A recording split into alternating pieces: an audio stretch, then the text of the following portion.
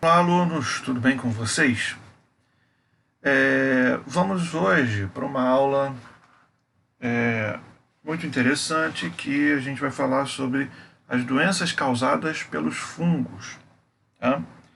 Todas as infecções causadas por fungos recebem o nome de micose, certo, gente?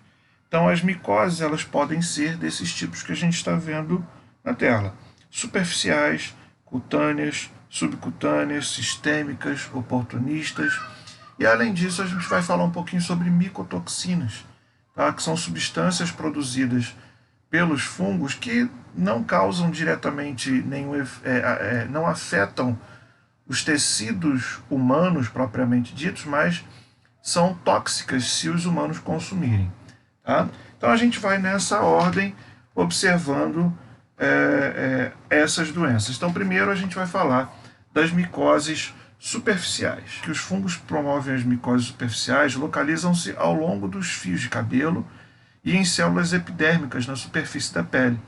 São exemplos de infecções fúngicas que representam essas micoses: a pitiríase vesicolor, né, que o pessoal também chama de pano branco, a Tinea nigra, a Piedra negra e a Piedra branca.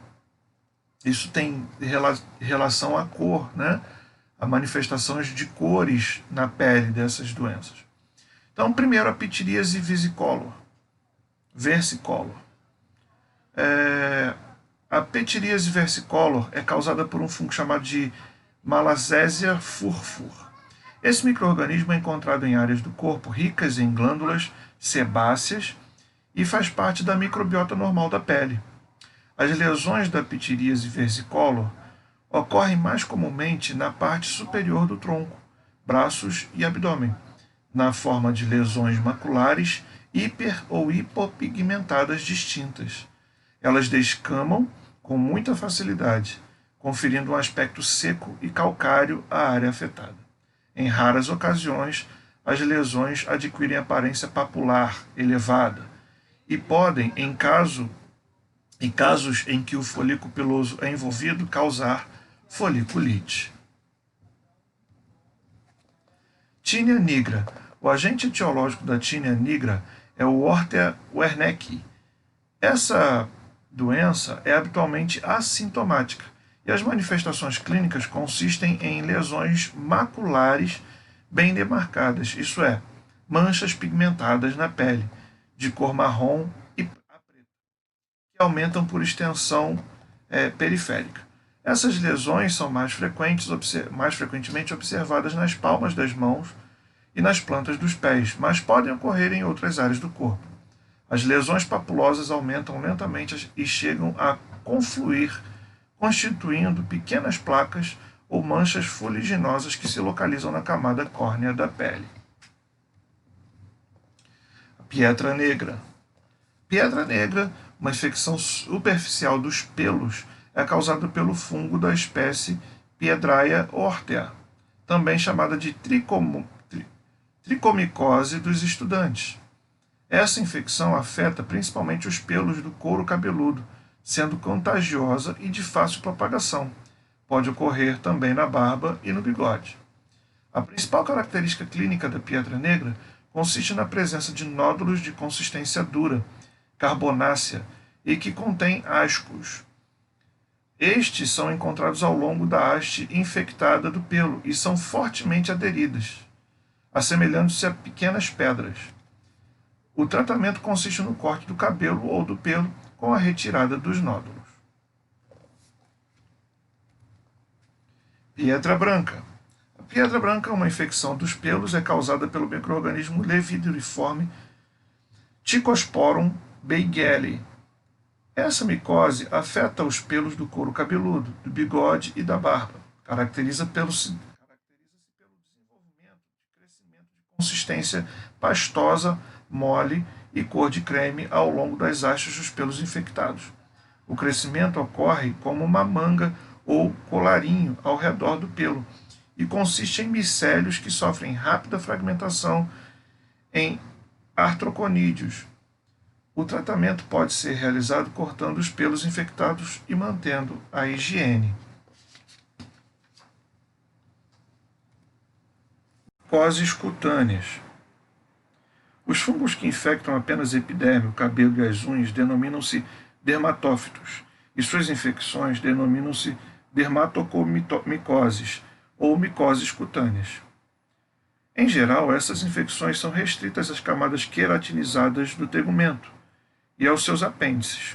As manifestações clínicas dessas doenças são também conhecidas como tinea ou tínia. O termo tinea origina-se do latim e significa verme ou traça.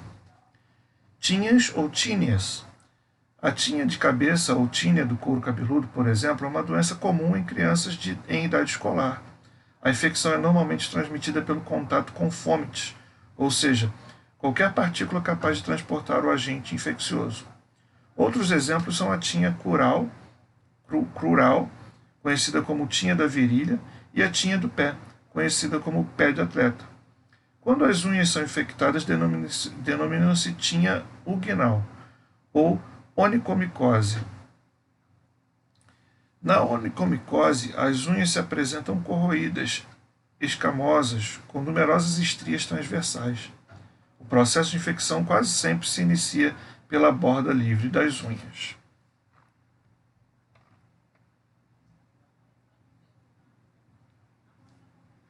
Micoses subcutâneas. As micoses subcutâneas são infecções fúngicas localizadas abaixo da epiderme e causadas por fungos saprofíticos, como os da espécie Sporotrix schenck. Entre elas, incluem-se as contaminações que afetam as camadas mais profundas da derme, do tecido subcutâneo ou do osso. Um exemplo de micose subcutânea é a esporotricose. A esporotricose é uma infecção que afeta principalmente jardineiros e fazendeiros devido ao contato direto com o solo.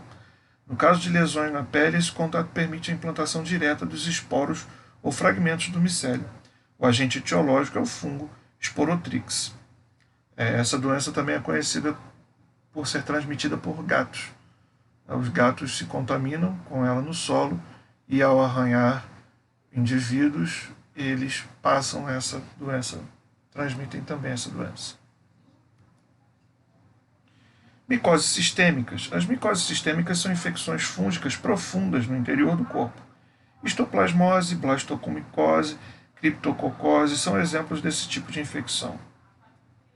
Histoplasmose. O agente etiológico da histoplasmose, ou seja, o causador, é o Histoplasma capsulatum. Cresce em solo com elevado conteúdo de nitrogênio, por exemplo, em áreas contaminadas com excreto de morcego e aves, estorninhos e galinhas em particular, como galinheiros, sótãos, celeiros, cavernas, parques e até pátios de escola. As aves não são infectadas, já os morcegos podem ser portadores. A contaminação ocorre quando as pessoas inalam esporos desse fungo que se desenvolvem no pulmão e provocam uma infecção pulmonar, febre, anemia, dentre outros sintomas. Desta forma, recomenda-se, por exemplo, o uso de máscaras ao limpar locais abandonados que possam ter fezes de animais transmissores. O uso de proteção também é necessário ao entrar em túneis, minas e cavernas. Então, conforme a imagem que você está vendo, as aves eliminam as fezes no solo, o fungo se desenvolve nas fezes, que são ricas em nitrogênio. As pessoas passando por ali podem respirar, aspirar esses esporos e infectar células pulmonares. A blastomicose. A blastomicose é provocada pelo fungo Blastomyces dermatitis, encontrado no meio ambiente, sobretudo em locais com gramíneas. Dessa forma, é uma infecção comum em pessoas que mantêm contato direto com esses vegetais, provocando infecção dos pulmões, podendo causar ulcerações cutâneas, como a gente pode ver na imagem aí próximo ao nariz desse indivíduo. Criptococose. A criptococose é uma micose de evolução geralmente grave e provocada por Cryptococcus neoformans, fungo encontrado nos excrementos de pombos, papagaios e periquitos. As excretas, quando ressecadas, fornecem a dispersão de esporos pelo vento, que, quando inalados, instalam-se nos alvéolos do pulmão, provocando lesões pulmonares e meningocélicas, meningocefálicas. O paciente apresenta febre, emagrecimento, tosse, hemoptises, dores torácicas. Pode haver empiema com pus achocolatado, principalmente em pessoas imunodeficientes. Então pode levar também a dermatite.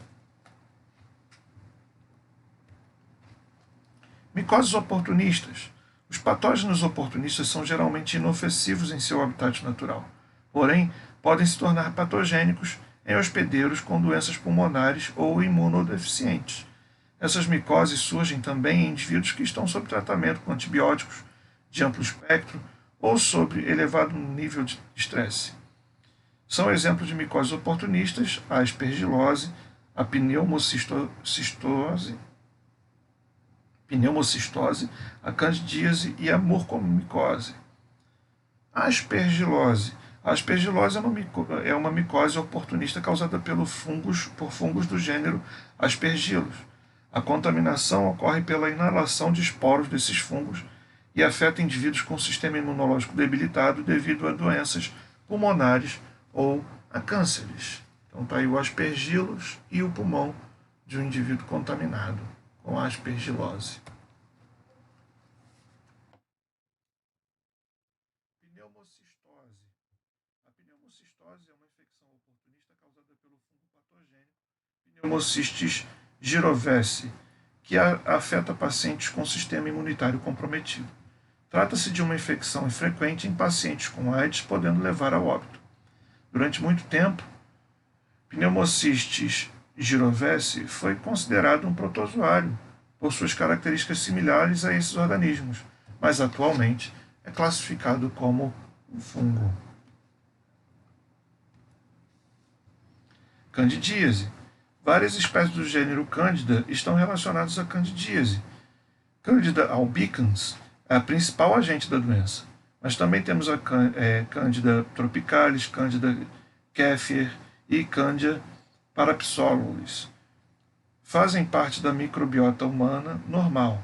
Desse modo, podem ser isolados nas superfícies mucosas sadias da cavidade oral, da vagina, do trato gastrointestinal e da região retal.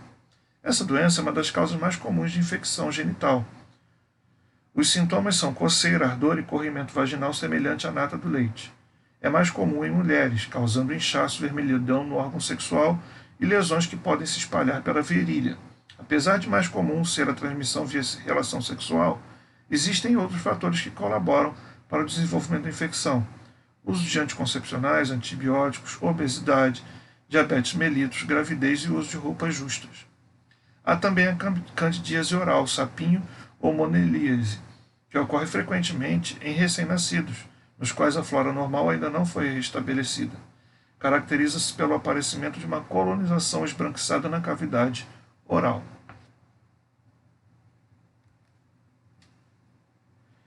Murmomicose. A murmomicose é uma infecção aguda com rápido desenvolvimento que tem como agentes etiológicos os fungos Rhizopus arrisus, Rhizopus oryzae, Absidia ramosa, Mucor corobífera.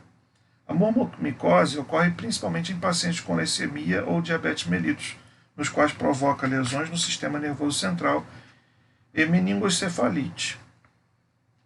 Os bolores podem ser as murmomicoses podem ser provocadas por fungos aparentemente inofensivos, conhecidos como bolores. A palavra bolor tem emprego pouco nítido, sendo utilizada para designar os mofos, as ferrugens e o carvão, doença das gramíneas. São denominados dessa forma fungos sapróbios, responsáveis pela decomposição da matéria orgânica. Os bolores do gênero Rhizopus, por exemplo, causam decomposição de alimentos, como pães, vegetais e frutas. A espécie mais comumente encontrada é o Rhizophus stolonifer.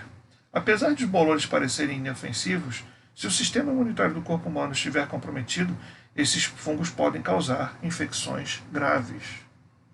Então está aí o mofo do pão, né? Não vamos falar das micotoxinas. Determinados fungos têm a capacidade de produzir toxinas, chamadas de micotoxinas, que podem contaminar vegetais e provocar sérios danos à saúde de humanos e animais.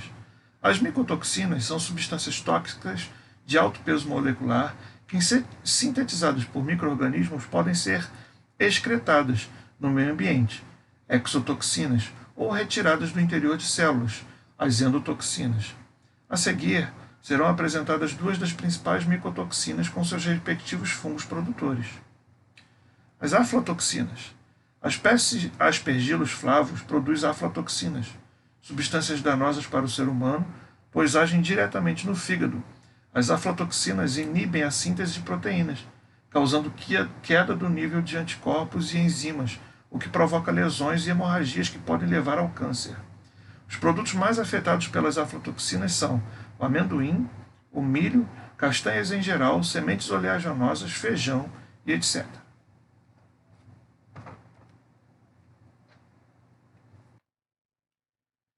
Zeralelona.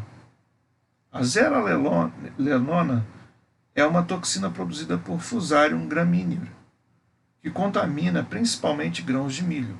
Em caso de intoxicação, promove aborto, natimortos, infertilidade ou feminilização de machos, como desenvolvimento de mamas.